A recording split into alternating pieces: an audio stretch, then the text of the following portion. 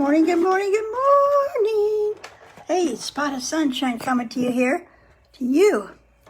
My screen looks darker than usual. I don't know what that's about. Oh, maybe I should turn my lights on. Sorry, I'm a little late. I'm sorry. Hold on. There we go. I wondered why I look dark. Hey, there we go. Hi. Another day in paradise and another day that I am praying for all the people going through whatever they're going through, this freezing cold, trying to get a COVID shot, trying to get your vaccines, and it's below. I'm in constant prayer for you. Texas, no power, double digit, single digit weather. I'm in prayer. But here's my little 5 minutes of a spot of sunshine, and I don't know, it's not going to change anything, but maybe it'll be 5 minutes of a little warmth in your heart, okay? That's all I can do. Everything's fine with me and where I live. So right now I'm reading Hope for the Flowers. And this story brings me hope too, because it just reminds me of, it's the caterpillar crawling into the cocoon and becoming a butterfly. We've all heard that story. And it's the pain and the darkness and then the sunshine, crawling through the darkness and then out into the sunshine. And so hopefully it brings you a little hope. Hope for the flowers, it's hope for us. And it's like finding the meaning of life. Where is the true meaning of life? Okay, so we've been reading along. I'm going to start with where we left off, and we're starting today on page 59.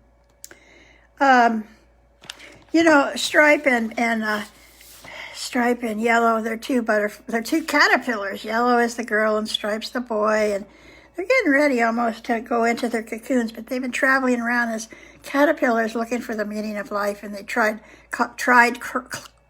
climbing the pillar to up there, where everyone seemed to be going up there, even though they don't know where they're going. That reminds me of the corporate ladder. And they finally said, enough of this, we're out of here. And they came down the ladder of caterpillars, and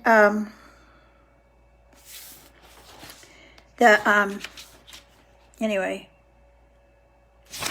they had just gotten a message from some caterpillars. He fell down off from the top, and one of the caterpillars, just before he died, said, they'll see butterflies alone, and the caterpillar died. And they didn't know what butterflies meant, but it was the first time they heard that word, actually. So Stripe heard it. So he crawled home and told Yellow, because this was Stripe's second trip up the pillar. He left Yellow at home because she wanted nothing to do with this. But he wanted one more try, and he tried it and came down, said no. So they were both very sober and quiet. What did the mysterious message mean? And that's the butterflies alone. Have the caterpillars fallen from the very top? Finally, Stripe announced, I've got to know. I must go and find out the secret of the top. And more gently, will you come and help me? Yellow struggled inside. See, Stripe still wants to go back. He can't get over himself. He's the boy. She loved Stripe and wanted to be with him. She wanted to help him succeed. But she just couldn't believe that the top was worth all it asked to get there. She wanted to get up too. The crawling life wasn't enough for her either. She also had to admit that it looked like the pile was the only way to do it. Stripe seemed so sure that Yellow felt ashamed not to agree. She also felt stupid and embarrassed, since she could never put her reasons into words that his kind of logic would accept. Yet somehow waiting and not being sure was better than action she couldn't believe in. I really identify with this. It's about listening to your inner voice. Bottom line. She couldn't explain, she couldn't prove anything, but for all her love, she couldn't go with Stripe. She just knew climbing was a wrong way to get high. No, she said, heartsick, and Stripe left her for his climb. Chapter 4. Yellow was so desolate without Stripe. Yeah. She crawled daily to the pile looking for him and returned home at night sad, but half relieved that she never saw him. See, here's the pile again. There's the pile of caterpillars crawling to wherever they don't even know. Trying to reach the top, and they don't even know what's at the top. Many, many people doing that. Anyway, she crawled daily to the pile looking for him and returned home at night sad, but half relieved she never saw him. If she had, she feared she might plunge after him, knowing that she shouldn't. She felt like doing something, anything, rather than this uncertain waiting. What in the world do I really want, she sighed. It seems different every few minutes, but I know there must be more. Finally, she became numb and wandered away from everything familiar. One day, a gray-haired caterpillar hanging upside down on a branch surprised her. He seemed caught in some hairy stuff. You seem in trouble, she said. Can I help? No, my dear, I have to do this to become a butterfly. Her whole insides leapt. Butterfly? That word, she thought. Tell me, sir, what is a butterfly? It's what you are meant to become. It flies with beautiful wings and joins the earth to heaven. It drinks only nectar from the flowers and carries the seeds of love from one flower to another.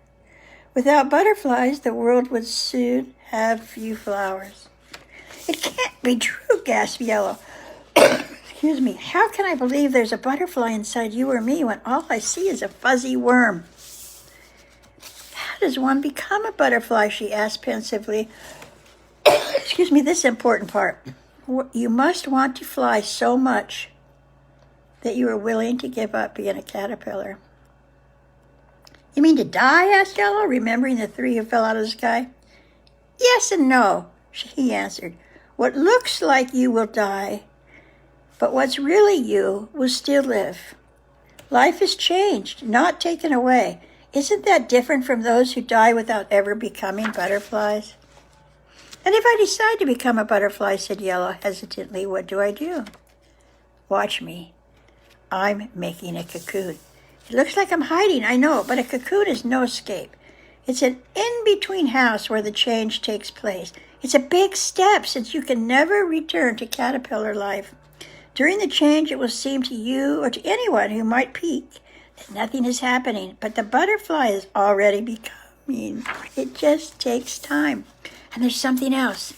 Once you are a butterfly, you can really love, the kind of love that makes new life. It's better than all the hugging caterpillars can do. Oh, let me go and get Stripe, Yellow said.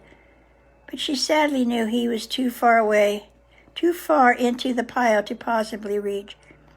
Don't be sad, said her new friend. If you change, you can fly and show him how beautiful butterflies are. Maybe he will want to become one too. Yellow was torn in anguish. What if Stripe comes back and I'm not there? What if he doesn't recognize my new self? Suppose he decides to stay a caterpillar. At least we can do something as caterpillars. We can crawl and eat. We can love in some way. How can two cocoons get stuck together at all? How awful to get stuck in a cocoon. How could she risk the only life she knew when it seemed so unlikely she could ever be a joyous winged creature? What did she have to go on? Seeing another caterpillar who believed enough to make his own cocoon? And that particular hope, which had kept her off the pillar and leapt within her when she heard about butterflies. The gray-haired caterpillar continued to cover himself with silky threads. As he wove the last bit around his head, he called, "You'll be a beautiful butterfly. We're all waiting for you." So that's going to be it for today. And tomorrow we'll read more. And it's too late for me to blah, blah, blah. But that's what we're all doing. We're all just doing the best we can one day at a time to become butterflies, because butterflies are free. Thank you. Have a beautiful day.